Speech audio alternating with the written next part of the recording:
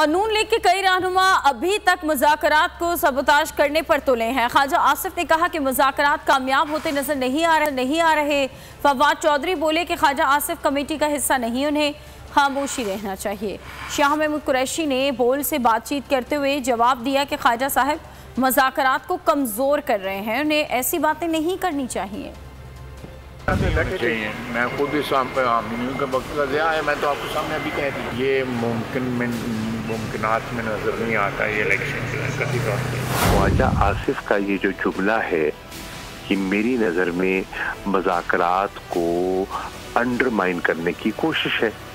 ख्वाजा आसिफ को हरगिज़ ऐसी बात नहीं करनी चाहिए थी, तो मुनासिब ही नहीं है उनको ऐसी बात करनी।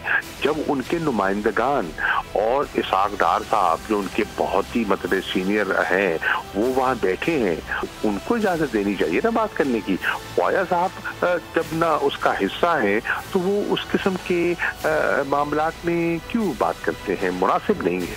ख्वाजा आसिफ ये बात इसाक डार को जाके बताएं, या उनकी नहीं चल रही तो हम तो नहीं कर सकते। ख्वाजा साहब मेरा पार्टी में बैठे साइड में बैठे हैं।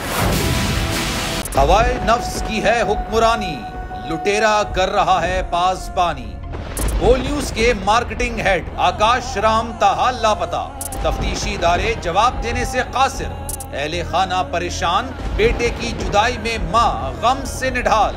जो बच्चो हिंदू पर आए थे जो को पाकिस्तानी, मुझे मेहरबानी करे पंहिंजो आकाश वापस कयो।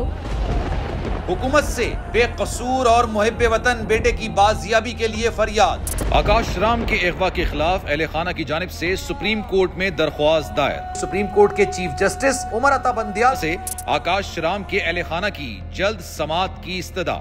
मुश्किल की इस घड़ी में आलमी मीडिया ने भी उठाई आवाज। CNN, आज तक, इंडिया टुडे, टाइम्स नाउ समेत आलमी मीडिया ने आकाश राम के अगवा के खिलाफ दिया बोल का साथ। उफ क्या जुल्म है, बोल इंसाफ का मुंतजिर। सब्सक्राइब करें और बेल दबाएं ताकि कोई खबर रह न जाए।